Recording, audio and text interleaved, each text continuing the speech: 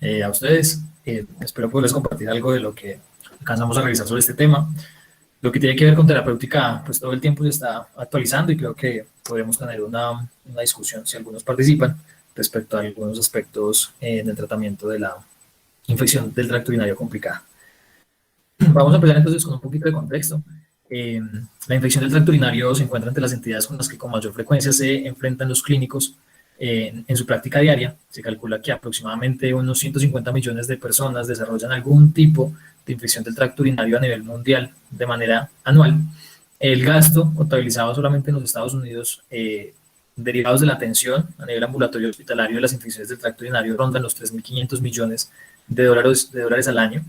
Este tipo de infecciones tiene una predilección por hombres jóvenes y mayores debido a ciertos factores de riesgo que vamos a ver en un momento, y por mujeres en general de todas las edades. Está asociada a una morbilidad y una mortalidad importantes, y entre las principales complicaciones que se desarrollan secundarias a las infecciones del tracto urinario se encuentran la pielonefritis aguda, la sepsis, o en este caso la sepsis, la injuria renal, que es una amenaza en pacientes sobre todo jóvenes, y partos pretérmino en mujeres embarazadas que desarrollan algún tipo de infección del tracto urinario. Incluso pues la bacteria asintomática, y como ustedes saben, es una de las indicaciones para el tratamiento de esta entidad. Según el sitio de la infección, bueno, las clasificaciones de las infecciones del tracto urinario, ahorita vamos a ver algunos artículos que han tratado de estandarizar un poco esto. Sin embargo, pues hay unas que están más difundidas que otras. Según el sitio de infección, las infecciones del tracto urinario se pueden catalogar como altas, y esto se ve reflejado sobre todo por la pielonefritis aguda, y que como su nombre lo indica, es la infección pues de los uréteres, ¿cierto? Y del parénquima renal. Y las infecciones urinarias bajas, que corresponden a las cistitis, las uretritis y las prostatitis, que afectan de la vejiga hacia abajo, ¿sí? Y desde el punto de vista clínico, hay una clasificación que es aquella que nos divide las infecciones del tracto urinario en infecciones complicadas y en infecciones no complicadas. En términos generales, las infecciones no complicadas se pueden catalogar como aquellas que ocurren en un individuo que, a no ser por la infección que está presentando en estos momentos, es un individuo sano, ¿sí? No presenta ningún tipo de comorbilidad relevante, ni tampoco obstrucciones o alteraciones del tracto urinario. Si uno tratara de ser más estricto, y algunas definiciones ustedes seguro leerán, pues hablan de que la infección no complicada del tracto urinario es aquella, por lo general, aquella cistitis que se presenta en una mujer adulta premenopáusica que no tiene una alteración de la vía urinaria ni obstrucción de la misma, ¿sí? ¿Esto por qué? Porque lo que se salga de esa definición, muchas personas lo consideran como una infección complicada del tracto urinario. Sin embargo, por muchos autores, la primera, pielonefritis aguda en una mujer joven premenopáusica sin otras alteraciones, se podría considerar como una infección no complicada, por lo que vemos pues que esta definición no es tan clara. En cuanto a la infección complicada del tracto urinario, pues es complicada porque hay algo que la complica, ¿sí? En este caso, pues la presencia de factores que van a dificultar el manejo, pero pues también cuando uno se pone a leer y a revisar la literatura, encontrará que para complicado pues se ha utilizado muchas veces pues el riesgo a presentar una infección de tipo recurrente, o el riesgo a presentar complicaciones derivadas de esta infección del tracto urinario, o el riesgo a tener un desenlace en el tratamiento de estas infecciones. Entonces la complicada es como difícil de definir muchas veces, pero pues vamos a hacer un intento de estandarizarlo para nosotros. La infección entonces del tracto urinario, la definición es aquella que ocurre en una persona en la que factores asociados con el huésped, como diabetes o inmunosupresión, o con anormalidades estructurales o anatómicas del tracto urinario, que pueden resultar en una infección más difícil de erradicar que las infecciones no complicadas, ¿sí? Ahí les pongo el dibujo tanto de los dos, de la vía urinaria alta como de la baja. La infección del tracto urinario complicada se puede presentar como una entidad tanto de la vía urinaria superior como de la inferior, ¿sí? Además, publicaciones recientes de los últimos años sugieren, ¿cierto?, que se incluya dentro de esta infección del tracto urinario complicada a las infecciones ocasionadas por ciertos microorganismos con patrones de resistencias como producción de blés, gérmenes resistentes a carbapenémicos, entre otros. Entonces, en la guía para el manejo de las infecciones urológicas de la Asociación Europea de Urología, nos presentan estos factores para considerar un hábito complicado. Entre ellas, obstrucción del tracto urinario, presencia de cuerpo extraño, ahí va a estar incluido lo que tiene que ver con catéteres, bien sea cateterismos intermitentes o una sonda de permanencia, por lo que la infección urinaria del tracto urinario asociada al catéter pues está incluida entre las infecciones urinarias complicadas, ¿sí? Pacientes que tengan vaciamiento incompleto, que haya presencia de reflujo vesículo-ureteral, la ITU en hombres, ya vamos a hablar un poquito de eso, la ITU que se presenta en el embarazo, pacientes con diabetes mellitus o inmunosupresión, ¿sí? Además de que haya un aislamiento con organismos productores de blés o con gérmenes multidrogoresistentes, como los enterobacterias resistentes a los carbapenémicos o una pseudomonas multidrogoresistente. En la revisión de Mason y colaboradores en el 2017, ellos presentaban esta tabla como factores de riesgo asociados a las citus complicadas. Entonces vamos a ver algunos que se repiten: embarazo, diabetes mellitus, otros que no estaban en la clasificación de los europeos, como la enfermedad renal, pacientes recipientes o bueno, usuarios de trasplantes renales, ¿sí? Por lo que en términos generales, y esta discusión ha estado muy abierta y es difícil de determinar, esto es un artículo de Infectious Clinics of North America de 1997, en los cuales ellos trataban de clasificar cuáles eran las anormalidades que se puedan asociar con una infección del tracto urinario complicada.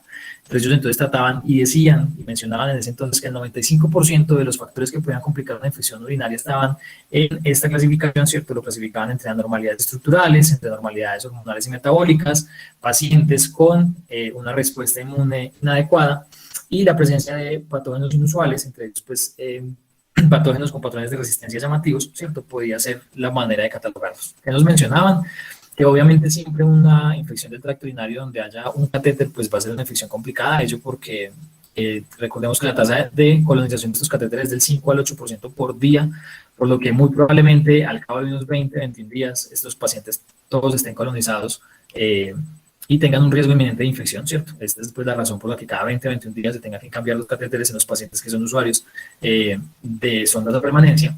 En los cálculos renales, pues aparte de que está siempre asociada la obstrucción y que la obstrucción y la permanencia de la orina en el tracto urinario va a permitir que los gérmenes puedan proliferar y luego invadir la vía urinaria, pues además se asocian con ciertos patógenos específicos como las infecciones por Proteus mirabilis. Y en el caso de las mujeres embarazadas, los hombres y las personas, los pacientes con diabetes mellitus, mencionaban que esta dificultad en el manejo o este mayor riesgo de complicaciones pues no era siempre tan inminente y que la clasificación de estos pacientes como pacientes con infecciones del tracto urinario podía depender de la valoración que hiciera el clínico, de la dificultad que tuviese este paciente para, pues, a través del tratamiento antibiótico, resolver su cuadro y el riesgo de recurrencia, ¿sí? Entonces, vemos que, como siempre, la forma de definir si definitivamente una persona tiene o no una infección del tracto urinario cuando se presentan estos escenarios, pues va a ser pues, la valoración clínica y el riesgo individual que tengan a presentar complicaciones, dificultades en el tratamiento o el riesgo de recurrencias. Esta es entonces la tabla que ellos finalmente presentan, la infección complicada del tracto urinario, la no complicada pues la cistitis. Recordemos la pielonefritis, la primera en una mujer que no tenga otras alteraciones del tracto urinario, una obstrucción de la vía urinaria, pues podría considerarse no complicada. Y la recurrente, pues dependiendo de cuántos episodios lleve ya, ¿cierto? Dentro de la complicada, pues se puede presentar desde la cistitis hasta la urosepsis, entonces el espectro es mucho más amplio, ¿cierto? Porque lo que la complica no es que su cuadro sea severo, sino que el paciente tenga algún factor que no lo complique. En cuanto a epidemiología, en Estados Unidos se calcula que el 70 al 80% de las ITU complicadas son ITUs asociadas al catéter, me cuento la en la primera ITU. La infección del tracto urinario asociada al catéter, o como ustedes lo van a encontrar en los documentos de vigilancia en salud pública de Colombia, es la infección sintomática del tracto urinario asociada al catéter, ¿cierto? Que está catalogada como una infección asociada a la atención en salud y que es vigilada a través del Instituto Nacional de Salud. Es la causa más frecuente de bacteremia, ¿cierto? Secundaria, ¿cierto? Pues no la primaria. Y entre los factores de riesgo para la infección urinaria, de la infección del tracto urinario asociada al catéter, se encuentran pues obviamente un catéter a permanencia o prolongado, mujeres en edad avanzada y la presencia de diabetes mellitus. En cuanto a la etiología de estas infecciones, vemos que tanto las infecciones del tracto urinario complicadas como las no complicadas, los enterobacteriales pues son las causas, los que encabezan la lista de organismos causantes, entre ellos Escherichia coli, es la ganadora en el caso de las infecciones no complicadas del tracto urinario con un 75% de los casos y en el caso de los complicados con un 65% de los pacientes. ¿Sí? Sin embargo, vemos cómo en el escenario de los pacientes con infecciones complicadas del tracto urinario, pues el espectro de microorganismos es mucho más amplio, ¿cierto? Tenemos mucho más riesgo, a pesar de que E. coli, especialmente la E. coli uropatogénica, nos encabeza la lista, ¿cierto? Vamos a ver que de segunda nos encontramos enterococos, ¿cierto? Ahorita vamos a ver la importancia, porque está aumento de la predominancia de enterococos casi al doble, Klebsiella pneumoniae, ¿sí? Cándida, como una causa importante que muchas veces no se tiene en cuenta, y otros bacilos, ¿cierto? Como pseudomonas, importantes, y cocos positivos como estafilos saprophyticus, Staphyloaureus, y estreptococo del grupo B. Dentro de la patogénesis, en términos generales, y siempre que uno revisa ahí, pues es lo que uno tiene, ¿cierto? Entonces, los fenómenos de adherencia y de colonización inicial son importantes, ¿cierto? La gran mayoría de ellos empiezan con la contaminación de la región periuretral, ¿cierto? Por organismos que se encuentran normalmente en el tracto gastrointestinal, ¿cierto? Posteriormente, estos organismos, a través de los flagelos y de los pili, van a adquirir la capacidad de ir ascendiendo por la vía urinaria, ¿cierto? Y llegar a la vejiga. En la vejiga, a través de la multiplicación, ¿cierto? Va a jugarse ahí el momento en el que se va a definir si se va a resolver y si los mecanismos que tiene el sistema inmunológico para repeler las infecciones va a ser suficiente para eliminar el microorganismo, o si definitivamente, por algún factor, alguna predisposición, el organismo logrará invadir, ¿cierto? La vejiga. Posteriormente también tendrá la oportunidad de seguirse multiplicando, ascender por la vía urinaria y causar pues un cuadro mucho más severo, incluso pues al invadir el parénquima renal, atravesar hacia el torrente sanguíneo y causar una bacteremia. ¿Sí? Y en todo esto, pues está mediando una gran cantidad de adhesinas, ¿cierto? De sustancias que pueden liberar, toxinas y proteasas que pueden liberar los bacilos y que tienen la capacidad de dañar el epitelio que recorre el tracto urinario e invadirlo.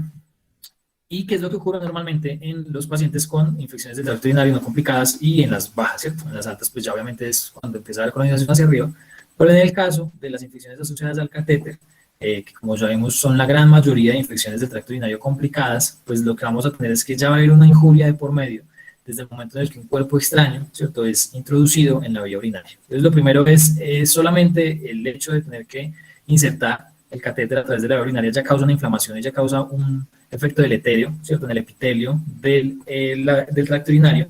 Y además, y especialmente aquí está, esto es desde la revisión de Nature, de infección del tracto urinario, en el caso de enterococo, aquí lo que son los enterococos dibujados, es la producción de fibrinógeno que hay en el momento en el que se introducen estos catéteres urinarios y que pueden llevar a la formación, o que permiten, mejor dicho, la colonización del enterococo, de estos catéteres y posteriormente pues de la vía urinaria.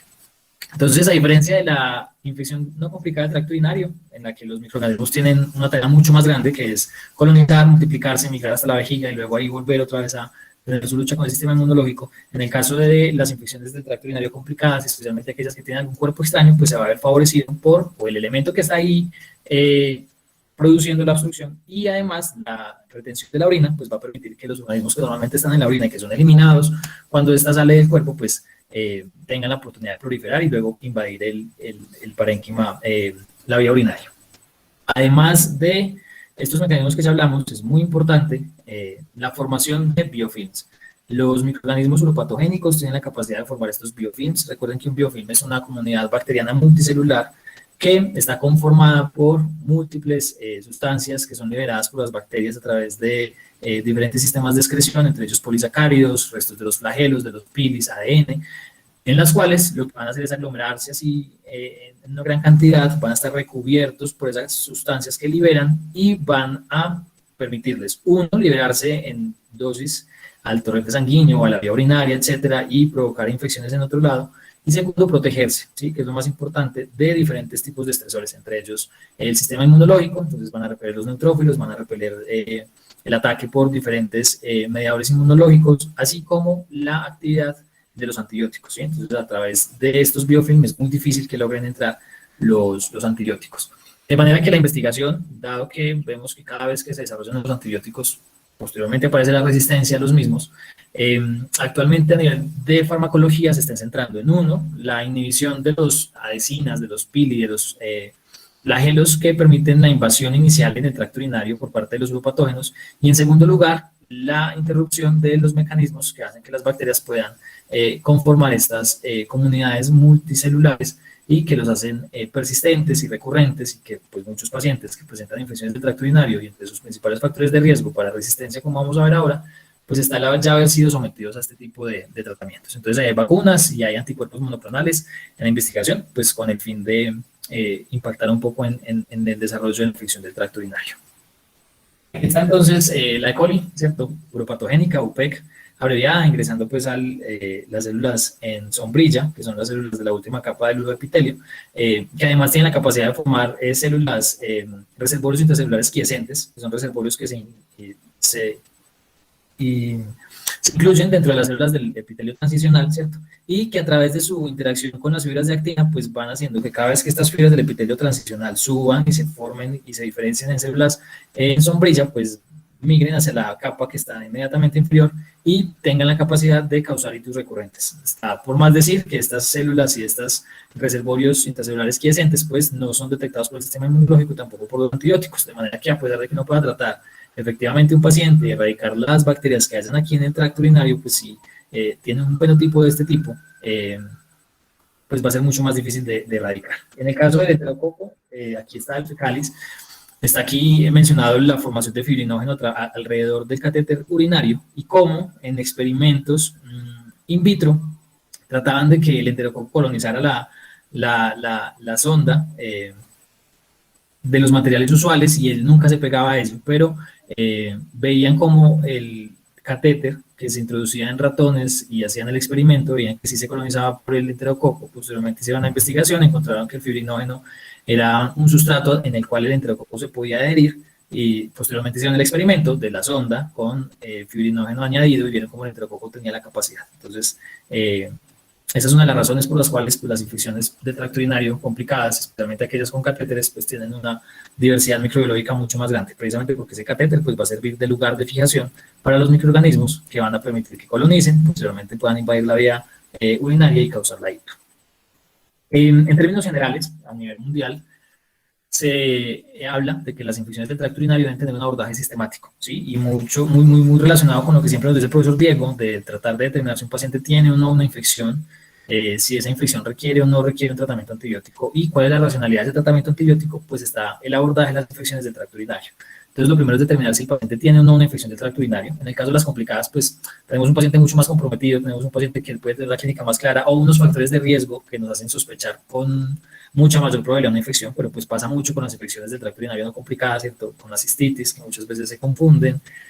Muchos pacientes que tienen infecciones de transmisión sexual se confunden con infecciones del tracto urinario y terminan recibiendo antibióticos para ello. Segundo, pues clasificar si el paciente tiene una ictus complicada o no. Ya vimos igual los factores de complicación. Tercero, determinar cuál es la severidad del paciente, determinar si el paciente tiene factores de riesgo para microorganismos resistentes y decidir qué tratamiento antibiótico darle al paciente, dónde o en qué servicio tratar y qué imágenes realizar. Entonces vamos a hablar un poquito de ello. En cuanto a las manifestaciones clínicas, las infecciones del tracto urinario complicados pueden variar o tienen un espectro desde una infección asociada al catéter posoperatoria, que al quitar el catéter resuelve, o pueden ir hasta obstrucciones severas con pielonefritis, urosepsis y choques sépticos que pueden llevar a la muerte inminente de los pacientes, ¿sí? En cuanto a las manifestaciones, se pueden presentar síntomas clásicos, ¿cierto? Recuerden que estas infecciones pues, son de un espectro amplio y los síntomas clásicos son disuria, urgencia vesical, poliaquiuria, dolor en flaco renal, sensibilidad en el ángulo costovertebral, dolor suprapúbico o fiebre, ¿sí? Sin embargo, hay ciertos cuadros de estas infecciones complicadas del tracto urinario que pueden presentar algunas manifestaciones atípicas. Vamos a ver dos importantes, pero en general tengan presente que pacientes con alteraciones neuropáticas de la vejiga, pacientes con catéteres, pacientes con cistectomías completas o con derivación de cualquier trayecto de la vía urinaria, pacientes con nefrostomía, con trasplante renal, pues pueden ser mucho más difíciles de catalogar. Aquí está entonces dos consideraciones importantes en cuanto a la infección del tracto urinario asociada al catéter. La fiebre es el síntoma más común, ¿sí? Pueden haber síntomas localizados, sí, obvio, aunque el hecho de que estén ausentes estos síntomas como el disconfort suprapúbico, el flaco abdominal, el dolor en ángulo costovertebral, la obstrucción del catéter o la hematuria, no me descarta que yo pueda estar ante un paciente con una infección del tracto urinario asociada al catéter, si presenta, por ejemplo, síntomas generales como alteración del estado de conciencia, escalofríos o síntomas de respuesta inflamatoria sistémica, ¿sí? Por lo que la sospecha tiene que estar amplia. Esto, pues, cuando veamos los casos clínicos, pues se van a dar cuenta que uno de los retos grandes cuando se enfrenta a este tipo de pacientes es determinar si ese foco urinario es el que está causando o no está causando la infección, ¿sí? Hay que tener presente que pacientes con lesión espinal, pues los síntomas van a ser aún más atípicos, la presentación de un aumento en la espasticidad, el malestar, el letargo y una disreflexia autonómica pueden ser síntomas de infección del tracto urinario. Si alguna vez han visto pacientes que hayan tenido traumas raquídeos y que hayan perdido pues, precisamente esta parte de la inervación, pues van a ver que los pacientes que hacen disautonomías con alteraciones en tensión arterial, temperatura, etcétera, muchas veces por lo que están atravesando es por una infección del tracto urinario y eso es lo que está causando el aumento de su desautonomía. En cuanto a los trasplantados renales, son un grupo más retador. para el diagnóstico y para determinar cuáles son las manifestaciones o si sus manifestaciones son o no de infección del tracto urinario. Entonces, pues pueden presentar unas cistitis simples. En ese caso, pues lo que van a tener son los síntomas típicos de infección del tracto urinario y pues los vamos a enfocar así, pues, pero vamos a tratar de primarlos. O pueden tener una ITU complicada en la cual pues van a presentarse con fiebre, dolor del órgano trasplantado, escalofríos y malestar. Esos dos que tengo ahí resaltados o en negrilla, la fiebre y el dolor del órgano trasplantado, es porque pues, el principal diagnóstico diferencial que hay que hacer entre una infección del tracto urinario complicada en un trasplantado renal, pues es precisamente un rechazo al trasplante, ¿sí? Entonces, en términos generales, se considera que la fiebre y el dolor del órgano trasplantado son más comunes en la infección del tracto urinario que en un rechazo del trasplante, ¿sí? A no ser que el paciente se haya dejado de tomar los medicamentos inmunosupresores, ¿cierto? Porque pues lo que vamos a hacer ahí, pues es obviamente que se está presentando una respuesta a el órgano, pues, ajeno. El diagnóstico diferencial se soporta además cuando se evalúa la presencia de la creatinina sérica y la proteinuria. Entonces, una proteinuria de nuevo o un empeoramiento de la proteinuria de base del paciente. Con un aumento de la creatinina, pues son mucho más sugestivos de un rechazo agudo del órgano que de una infección del tracto urinario. Finalmente, la mayoría de estos pacientes que no se logra determinar cuál es la causa, si una infección del tracto urinario complicada o un rechazo agudo, pues son sometidos a biopsia, ¿sí? Es importante también mencionar, y no estamos revisando bacteriuria sintomática, pero en la última revisión que tuvimos con el doctor Diego y muchas guías internacionales siguen recomendando que en los pacientes trasplantados renales, al menos en la fase aguda, algunos mencionan el primer mes, otros mencionan los primeros 4 meses desde el trasplante, las bacteriurias asintomáticas sean tratadas, ¿sí? ¿Esto por qué? Por el riesgo de que la bacteriuria asintomática pues se nos vuelva una infección del tracto urinario y nos amenace el trasplante. Esta sí, no sé, si alguno quiere prender el micrófono y comentarnos qué es lo que están viendo ahí, si esto es una manifestación o no de una infección complicada del tracto urinario. Pues no, Santi, esa es una coloración que adquiere la bolsa al tener la orina, pues por unos químicos que tiene que no recuerdo el nombre. Aunque obviamente pues a veces la gente de esos colores y piensa en las biocidaninas por pseudomonas, pero pues esto es por los químicos de la bolsa que no recuerdo el nombre. Listo, nada, ya lo vamos a ver. Eso siempre que, pues eso, las revistas internacionales normalmente tratan de hacer este tipo de challenge con estas imágenes. Este es el síndrome de la orina, de la bolsa de orina morada. Simplemente, pues si es un catéter y si es un paciente que está cateterizado y que tiene síntomas de la vía urinaria y pues está cateterizado, pues va a ser una infección complicada del tracto urinario, pero no por su coloración, sino pues obviamente por la presencia de este cuerpo extraño en la vía urinaria. Los factores de riesgo para la presentación de este síndrome pues son personas, mujeres, adultas mayores con catéteres a permanencia y que tengan constipación. Esto se produce por, como ya lo decía Juan, un tipo especial de metabolitos, en este caso metabolitos del triptófano, que es metabolizado en el tracto gastrointestinal, que cuando se acumulan por un estreñimiento, de ahí el factor de riesgo que sea el estreñimiento, se convierte en indol. Es indol a través de la vía de los ácidos biliares, es llevado al hígado, en el hígado se transforma en indoxilfosfato, y en la orina, sí, nosotros tenemos pues un microorganismo que esté colonizando, ¿sí? Con sulfatasas, pues van a convertir ese indoxil en índigo indirubina. Entonces, pues esta combinación, el índigo es azul, ¿cierto? Como el azul índigo, y la indirubina es rojita, entonces el azul con el rojo van a producir esta coloración. Simplemente es el enfoque clínico. Si el paciente pues tiene síntomas de infección del tracto urinario, pues se tratará. Si no, simplemente la recomendación es revisar los otros factores de riesgo, cambiar el catéter, hidratar al paciente, resolver el estreñimiento, y los microorganismos asociados con esta coloración. Los reportes de casos que han habido han sido Providencia Stuarti, Reggeri, Klebsiella pneumoniae, Proteus especies, E. coli, Enterococcus especies, Morganella morgani, Pseudomonas aeruginosa.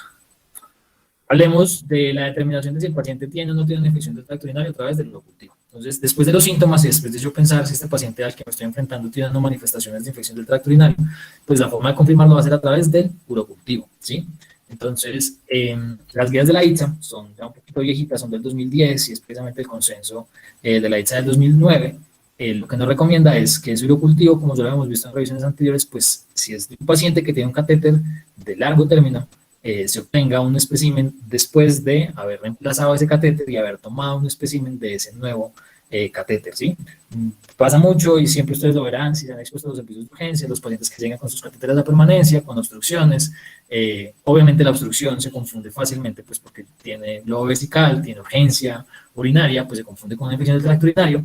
lo que hacen es resolver la obstrucción, retiran el catéter, esa orina que estaba ahí acumulada no sé cuántas horas, días, la cultivan y ahí crece un zoológico de bichos y lo tratan, ¿cierto? Eso definitivamente pues va en contra de cualquier uso racional de antibióticos, porque ustedes ni siquiera saben qué es lo que están tratando ahí.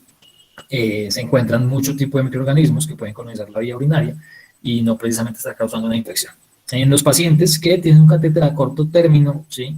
Que llevan, mencionan las guías, menos de 48 horas, desde su posicionamiento, pues si se lo acabaron de poner, nos vamos a volver a quitar, pues volverlo a someter a una injuria de la vía urinaria, a volver a quitar ese catéter, para ponerle otro para tomar el cultivo, se aceptan esas 48 horas para tomar la muestra a través del punto del catéter, ¿cierto? O a través del trayecto con una técnica aséptica.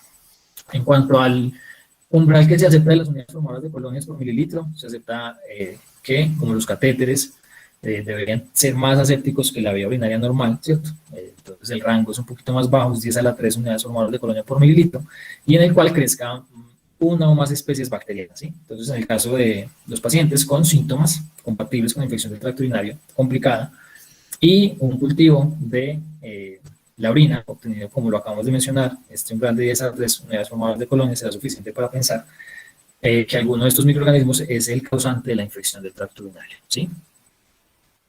Cuanto al uroanálisis, aquí todo cambia un poquito. Nosotros siempre que revisamos infección del tracto urinario, entonces hablamos de que lo primero que nos va a llegar obviamente va a ser el uroanálisis, porque está rápidamente disponible, está disponible en todos los niveles. Entonces siempre analizamos, aparte de la bacteriuria, ¿cierto?, la piuria, la leucocituria y los nitritos. En este caso, las diferentes variables del uroanálisis toman una menor relevancia para el diagnóstico, dado pues que estamos ante pacientes con un mayor riesgo de complicaciones, por lo de complicadas, y la piuria, sobre todo, es la menos diagnóstica de los indicadores para la infección del tracto urinario complicada. Entonces, la presencia de ausencia no nos debería hacer diferenciar entre una bacteria sintomática asociada al catéter o una infección del tracto urinario asociada al catéter, ¿sí? La piuria que acompaña la bacteriuria, entonces si estamos en una bacteriuria nunca deberíamos cultivar las ondas porque sí, ¿cierto? Si se cultivan las ondas es porque pues estamos sospechando una infección, pero si estamos ante una bacteria sintomática y tenemos una piuria no es sugestivo de tratamiento.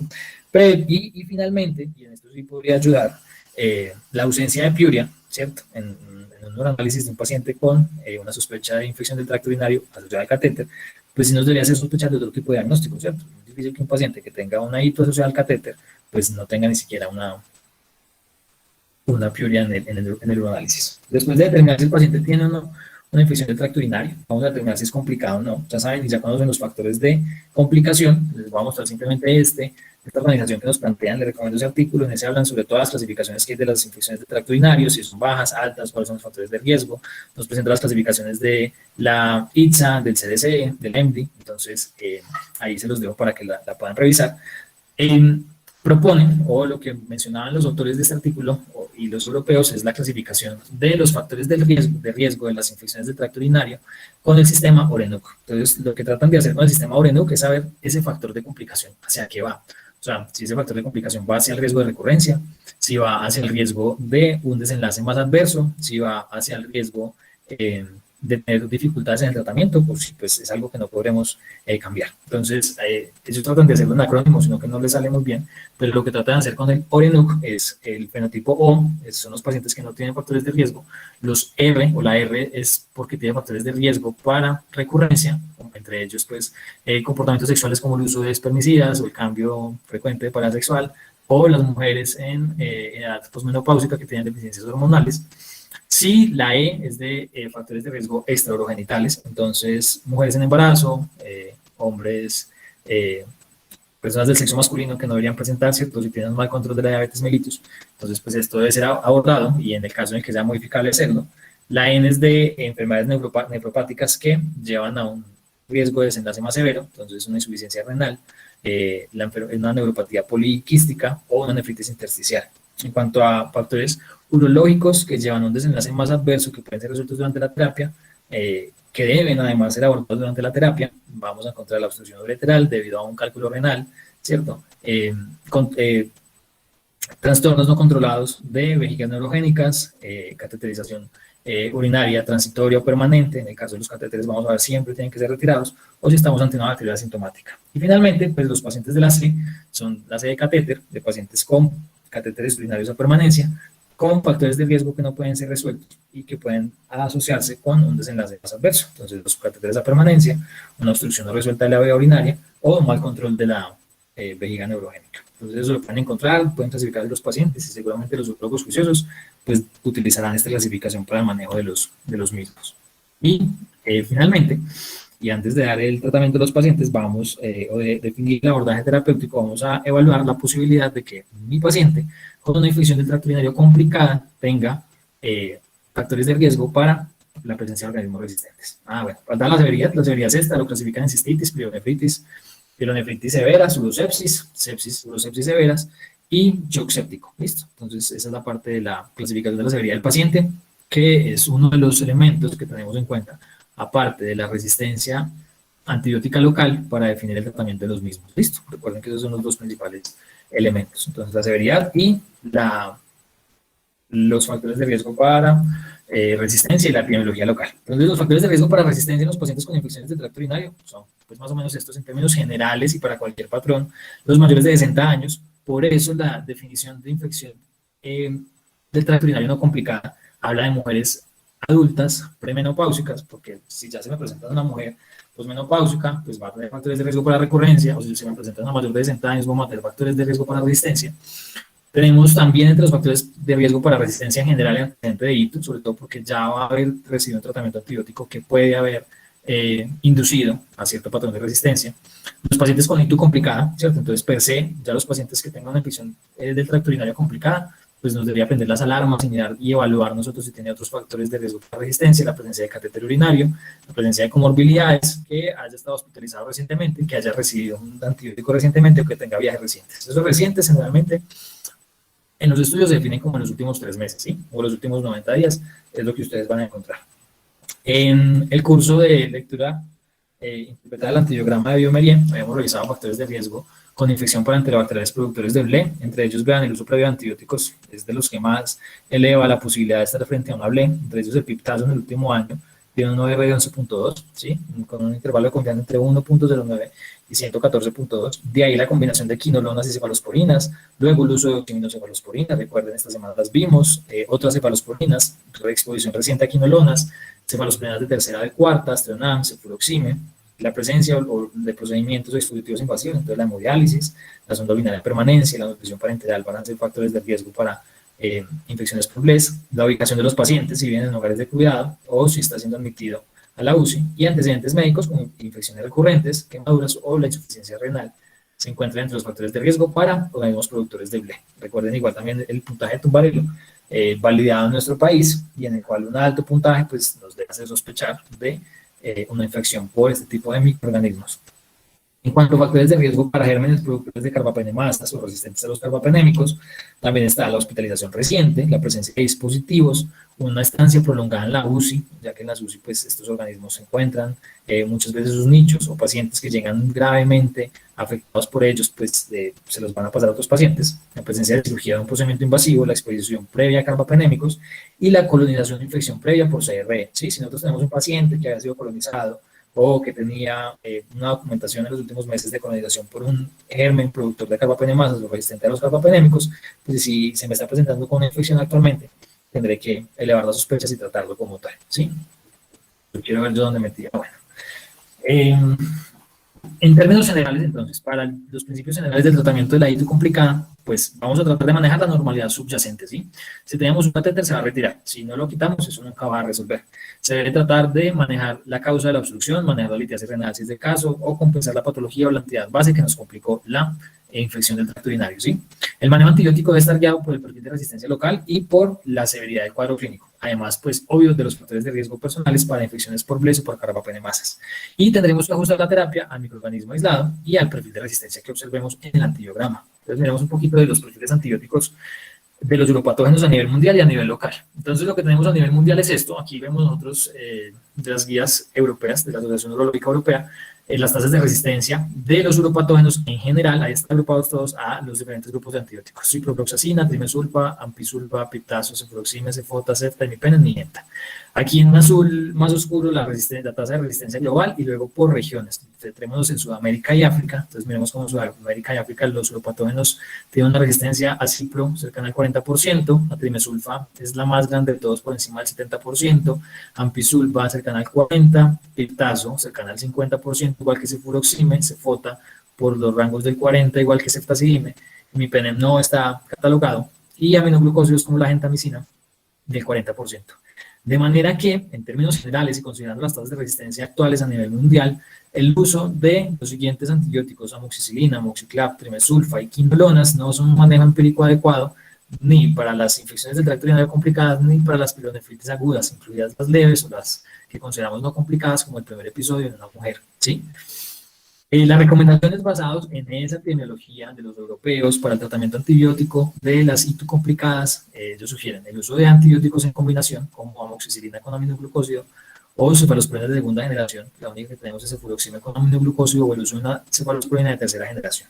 Esto con el precio que hay que pagar, es el de la resistencia, la inducción de mecanismos como la SAMSE, que vimos esta semana, ¿cierto? El uso de ciprofloxacina definitivamente solamente va a estar avalado de manera empírica cuando las tasas de resistencia local sean menores del 10%, y sea para pacientes que toleren la vía oral, que no requieran hospitalización o que hayan tenido anafilaxis con betalactámicos. Esto es para empíricos, entonces definitivamente no los vamos a utilizar. No vamos a utilizar tampoco fluoroquinolonas en el tratamiento empírico cuando el paciente haya recibido quinolonas en los últimos 6 meses. Listo. Entonces, estas dos no aplican tanto para nuestro medio. Sin embargo, dado que no lo voy a revisar ahorita más adelante, si uno tiene un aislamiento que es sensible, por ejemplo en el caso de una pseudomona que sea sensible a las fluoroquinolonas, las hay todavía, un paciente que ya está estable y que tenemos que completar tratamiento ambulatorio, pues no es viable darle una quinolona para su manejo ambulatorio, ¿sí?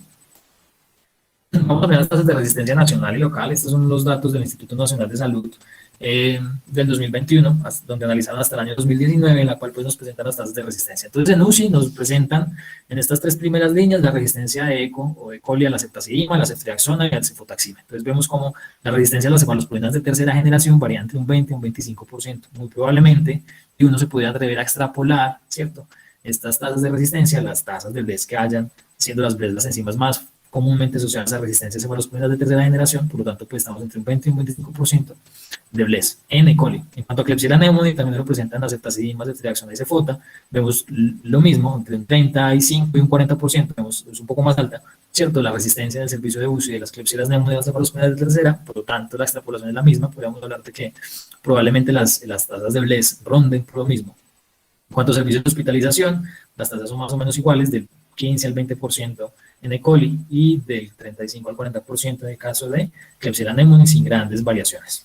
En cuanto a carbapenémicos, entonces aquí nos lo presentan tanto de E. coli como de Pseudomonas, de Klebsiella pneumoniae y de Acinetobacter. El ganador definitivamente es Acinetobacter, tasas en UCI del 50, rondando el 40 al 55% de resistencia de Acinetobacter baumannii. En cuanto a Klebsiella pneumoniae, las tasas de resistencia van entre el 15 y el 20%, en Pseudomonas son desde el 30 al 35%, y en E. coli son las más bajas, ninguna superando el 5%. Muy similar la resistencia en los servicios de hospitalización, ¿sí? Entonces, ¿qué vamos a hacer nosotros basados en eso? Ah, bueno, Caldas, ¿cómo está? Entonces, Caldas de coli tienen una tasas de resistencia a cefalosporina tercera entre el 18.5, entre el 14.9 y el 21.4%, probablemente esas sean nuestras BLES. La tasa de resistencia en E. coli a carbapenémicos es despreciable. En cuanto a Klebsiella pneumoniae, la tasa de resistencia a cefalosporinas de tercera va entre un 16 y un 18%, mientras que carbapenémicos está entre el 4.5 y el 5.5, y en Pseudomonas aeruginosa, la tasa de resistencia a piptazo es del 18, ¿sí?, muy cercana y muy parecida a la de meropenem, y de imipenem. Sin embargo, la ceftazidima es un poco más baja, diferente a lo que se observa a nivel mundial, donde las tasas de ceftazidima son cada vez más altas, pero compatibles con lo que ya vemos nosotros reportado en GRAM, de sensibilidad de otro tipo de agentes en Pseudomonas cuando son resistentes a los carbapenémicos. Los Acinetobacter no dieron más de los 30, entonces el instituto no analiza más de 30, menos de 30 aislamientos por el riesgo de errar los resultados.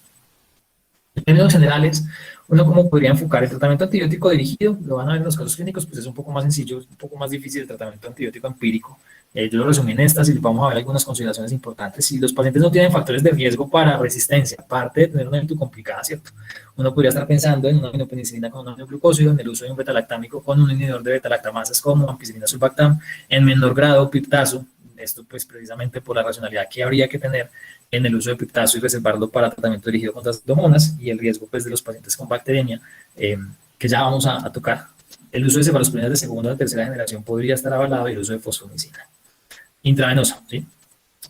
Dado pues que la vía oral no alcanza suficiente concentración en riñón para infecciones del tracto urinario. Aunque estamos hablando del tracto urinario bajo, estaría avalado. Con factores de riesgo para BLES, entonces para eventos bajas, fosfomicina, trometamol, que es la vía oral, y nitrofurantoína cubren la mayoría de BLES. Nosotros no somos la excepción. A nivel de Colombia y a nivel de la región de Caldas, las BLES, los gérmenes con patrones de BLES, a pesar de que hay que considerarlos multidrogoresistentes, y esto había que mencionarlo en la conferencia del lunes, generalmente el contexto genómico de las BLES es que van acompañadas de otros determinantes de resistencia para quinolonas, para trimesulfa, para aminoglucósidos. Entonces, por definición, las BLES y los gérmenes productores de carbapenemasa son multidrogoresistentes, pero en nuestro contexto, fosfo y nitro mantienen tasas de resistencia bajas y son viables como tratamientos para estos microorganismos en nitro bajas. Para pielonefritis agudas, sí hay que irnos un poco más, utilizando carbapenems, utilizando casabi, fosfomicina IV, glucósidos o sulfurosano tazobactam, ya vamos a ver con qué racionalidad. Y para pacientes con factores de riesgo para carbapenemasas, pues tendremos ceftazidima bivactam o la opción de combinar a carbapenémicos o ceftazidima bivactam con algunos de los siguientes: colistina, tigia, astreonam, fosfo y aminoglucósidos. Miremos un poquito esto en detalle. El uso de otra animación de ceftazidima, cefepime y piptazo son betalactámicos que cubren en términos generales de manera adecuada los uropatógenos gram negativos, sí, todos categorías B en el embarazo, categoría B sopesando los riesgos de la infección, siempre tratarlos de administrar, ¿cierto? Sin mayores dificultades con los desenlaces del neonato. Sin embargo, los tres sufren de la dificultad de tener una baja eficacia frente a BLES, ¿cierto? Frente a AMSES en el caso de piptazo y ceftazidima, no de cefepime, ¿sí? Y la falta de cubrimiento de organismos pues, con unas mayores tasas de resistencia y de enterococos, ¿sí? Que como vimos también son una causa frecuente de infecciones. Si empezamos tratamiento empírico con estos y vemos que el paciente no mejora, pues empecemos a mirar qué salió en el GRAM, ¿cierto? Si en el GRAM lo que vemos son cocos, del uroanálisis, pues nos vamos a enfocar un poco más hacia enterococos y hacia el cubrimiento del género estafilococo. Y en cuanto a piptazo, la discusión no está cerrada. Aquí se menciona la baja actividad que hay frente a microorganismos productores de carbapenemasa, ¿cierto? Frente a microorganismos productores de BLES. Sin embargo, la discusión a nivel mundial sigue abierta. Los resultados del ensayo Merino siguen siendo cuestionados. El análisis post-hoc, como se mencionó en la parte de comentarios de la conferencia anterior, pues evidenció fallas en su diseño metodológico y que el desenlace que se asociaba con mayor mortalidad en estos pacientes, recuerden que eran pacientes con infección del torrente sanguíneo por microorganismos productores o resistentes a cefalosporinas de tercera generación, el principal indicador de mortalidad fue la mica piptazo mayor de 16, ¿sí? Por lo tanto, pues la discusión sigue abierta, siguen habiendo otros análisis que tratan de evaluar la posibilidad del tratamiento de gérmenes productores de BLES con combinaciones de betalactámicos con inhibidores de betalactamasas como piptazo. Sin embargo, pues aquí vemos que sigue sin estar indicado en el tratamiento empírico de pacientes con factores de riesgo para BLES y sobre todo en aquellos pacientes que tengan una mayor severidad. Cuando a carbapenémicos, ahí los tenemos en sus dosis: ceftapenem en 1 gramo, meropenem 500 miligramos cada 6 horas o 1 gramo cada 8 horas. En pacientes críticamente enfermos se podría aumentar la dosis a 2 gramos cada 8 y hacerlos en infusión extendida, tratando de jugar con esas variables PK, PD de los betalactámicos: doripenem 500 miligramos cada 8 horas, imipenem cilastatina, recuerden la cilastatina siempre para la hidropeptidasa 1 humana, 500 miligramos cada 6 horas. Son activos frente a estafilosaprovíticos, enterococos, E. coli, Klebsiella pneumoniae, microorganismos productores de BLES, de AMSES, ¿sí? Cubren además, a excepción del ertapenem, la pseudomonas aeruginosa y la cinetobacter, por lo que será opcional si ustedes deciden cubrirla en casos de pacientes sospechosos de BLES. Va a ser indicado para los cuadros de ictus complicada, de pielonefritis, tienen una buena concentración en orina. Las dificultades es que no me cubren el enterococo faecium, que el ertapenem no tiene cubrimiento contra pseudomonas y que los bacilos gram negativos contra los cuales normalmente se dirige los carbapenémicos, pues se están volviendo resistentes a los mismos, ¿sí? En cuanto a los aminoglucósidos, aquí se presentan entatora y amica. Ahorita vamos a ver un aminoglucósido muy interesante que es la plasmomicina. En cuanto a los aminoglucósidos, tienen un buen cubrimiento tanto de organismos gram positivos como de organismos gram negativos. Sin embargo, en enterococos se presentan unas altas tasas de resistencia a las dosis usuales de los aminoglucósidos. Y en términos generales, la recomendación en la terapia empírica es combinarlos, ¿sí? No hay muchos estudios y no hay mucha evidencia de aminoglucósidos en monoterapias para las infecciones del tracto urinario, ni las no complicadas, tampoco para las complicadas, y menos por gérmenes multidrogorresistentes. En cuanto a las polimixinas, complicadas porque son profármacos, complicadas porque no se sabe finalmente cuánto de las dosis se les están dando a los pacientes, ¿sí?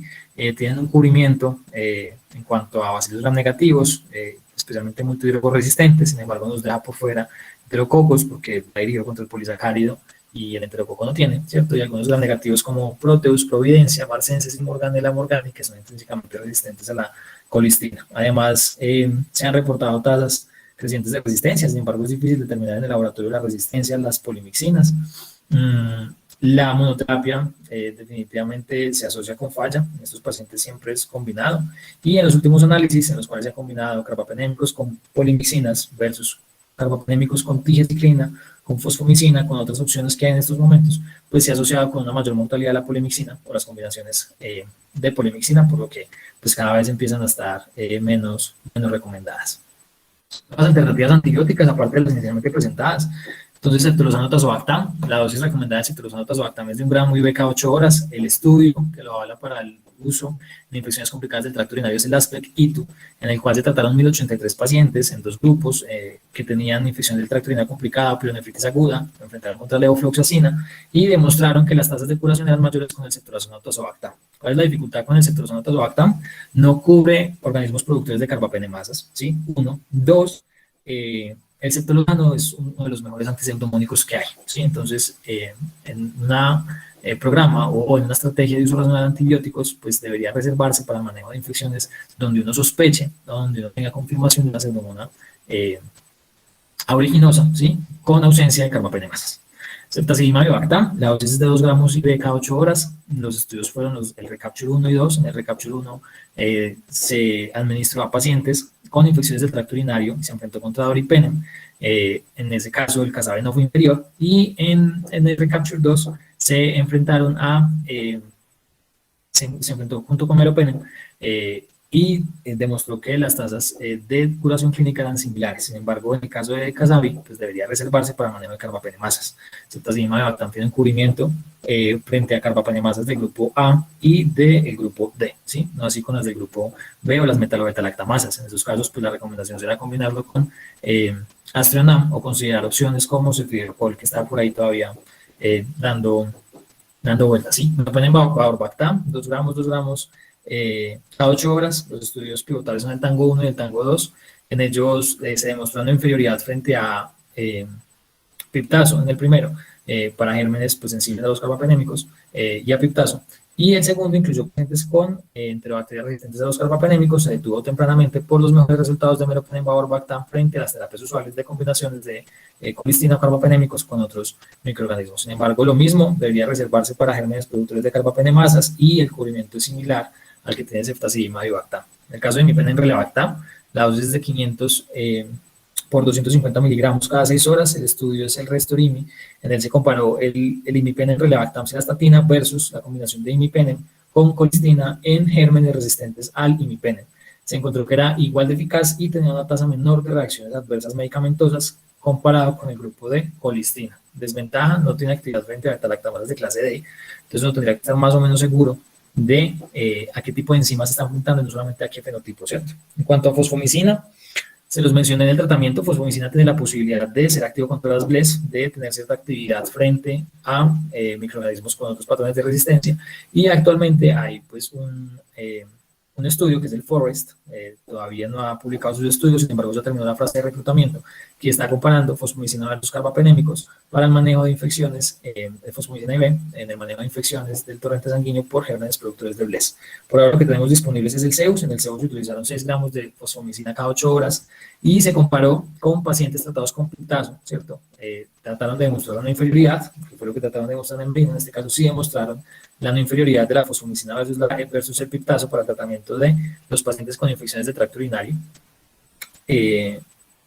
Importante vigilar la presentación de hipernatremia y hipocalemia. Recuerden que cada molécula de fosfomicina en su forma intravenosa tiene 4 átomos de sodio y por lo tanto pues es necesario vigilarlo de manera estrecha. En cuanto a la plasmomicina es un aminoglucósido, ¿sí? Resistente a la mayoría de las enzimas modificadoras de aminoglucósidos que hay en el medio. La dosis es de 15 miligramos kilo día, una vez al día, ¿cierto? Los estudios que han avalado su utilización son el EPIC. El EPIC se trató para pacientes con infecciones complicadas del tracto urinario y se comparó con los carbapenémicos, ¿cierto? Con meropenem. Entonces, plasmomicina versus meropenem, 1 gramo cada 8 horas. La plasmomicina demostró ser superior, tener tasas de curación superior al carbapenémico. Y en el estudio que lo que hablaron fue el uso de plasmomicina para gérmenes productores de carbapenemasas. Por lo tanto,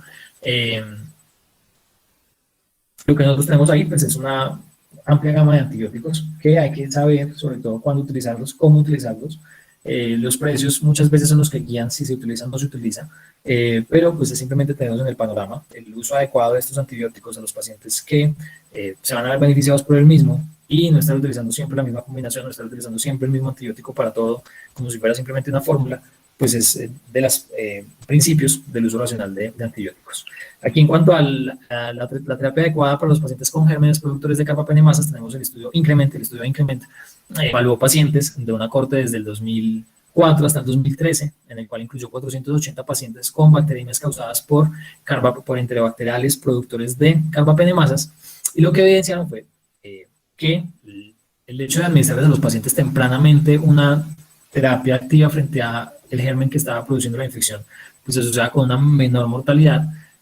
Y cuando compararon la terapia combinada versus la monoterapia en los pacientes con este tipo de bacterias por gérmenes productores de carbapenemasa, lo que encontraron fue que en términos generales no había una diferencia en la mortalidad. Sin embargo, ellos validan en el estudio Increment, tanto para BLES como para carbapenemasas, ellos evalúan escalas que evalúan el riesgo de mortalidad a 30 días. Cuando ellos compararon los pacientes que tenían un alto riesgo de mortalidad, ¿sí?, a los 30 días, que esto estaba dado por sus comorbilidades, por el germen causante de la infección, la gran mayoría de estos eran carbapenemasas tipo KPC, lo que encuentran es que los pacientes con un alto riesgo de mortalidad, por sus comorbilidades y por su presentación o la severidad clínica del cuadro del paciente, administrar terapia combinada se asociaba con una menor tasa de mortalidad que los pacientes con monoterapia. Muy probablemente todavía para estos pacientes con sospecha de gérmenes productores de carbapenemasas, pues de manera empírica debíamos tratar de irnos con terapias combinadas. Los pacientes con un bajo riesgo podría darles monoterapia y luego posteriormente pues ajustar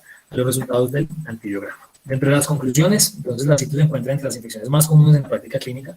Se requiere un abordaje sistemático que permita determinar si los pacientes tienen o no una ITU, cuáles son sus factores de riesgo individuales para complicación, y para complicación son para dificultades en su tratamiento, para riesgo de recurrencia, y que debamos resolver en el medio del tratamiento de las infecciones del tracto urinario para pues, brindar una atención integral, que es la clasificación del URONEC, y así elegir la mejor estrategia terapéutica, ¿cierto? Hablando pues obviamente de los factores de riesgo para gérmenes resistentes, la epidemiología local y la severidad del paciente. Es necesario relacionar el uso de antimicrobianos con el fin de detener la progresión de la resistencia antibiótica y pues obviamente permitir este tipo de espacios para su discusión. Yo les agradezco mucho por la atención, espero haberles brindado algunos elementos que les permitan enfrentarse a este tipo de pacientes la próxima vez que los vean con una mayor facilidad, y pues que durante la discusión de los casos clínicos pues podamos tener una charla mucho más enriquecedora, Quedo atento si de pronto hay alguna pregunta, duda o inquietud.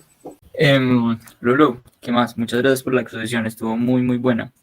Tengo más que una pregunta, es como un punto que siento que es interesante para discutir. Fue un caso que me comentaron recientemente.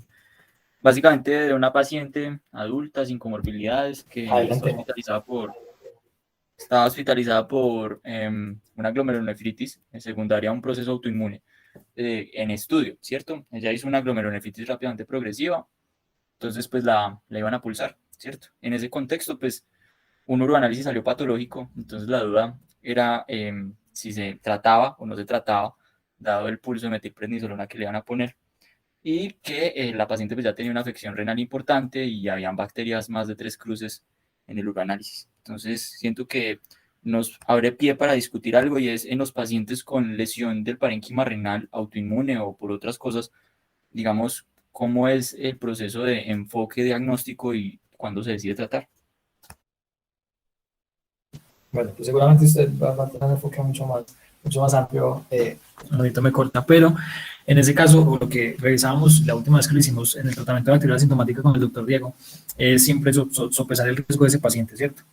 Sabemos que nosotros pues tenemos una tendencia a ser muy juiciosos con el uso de los antibióticos y tratar de no tratar las actividades sintomáticas, cada vez menos los escenarios en los cuales se tratan, pero pues en este caso, evaluando principalmente, diría yo, el riesgo de esta paciente que al ser pulsada y con ya una patología de base, pues lo que hay que tratar de proteger es más su riñón que tratar de proteger un antibiótico que no sepamos qué vaya a pasar, pues yo consideraría o sopesaría el riesgo-beneficio del tratamiento del mismo. Creo que me decantaría por el tratamiento, evaluando precisamente sus comorbilidades. Sin embargo, pues carezco de la evidencia del tratamiento o del manejo de estas bacterias asintomáticas en pacientes con injurias previas o con un alto riesgo de un desenlace adverso como el que nos plantea Monito. Yo no sé si de pronto Sebas quiera participar, si está por ahí o si alguien más se anima de pronto a ver qué.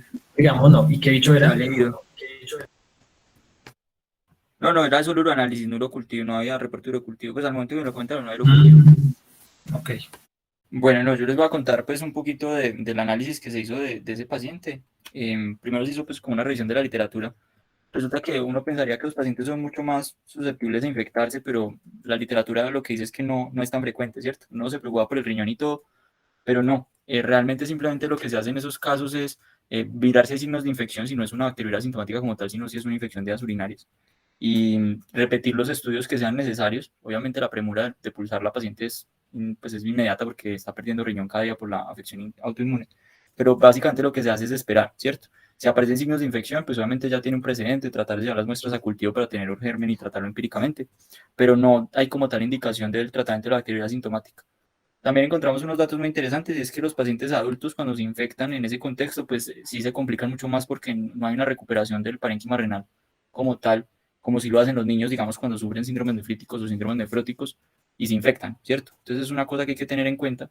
Y otro dato que encontré muy chévere para que lo tengan en cuenta es que al parecer los pacientes con síndrome nefrótico sí se infectan con bastante frecuencia de infecciones del tracto urinario y el germen más aislado siempre es el enterococo.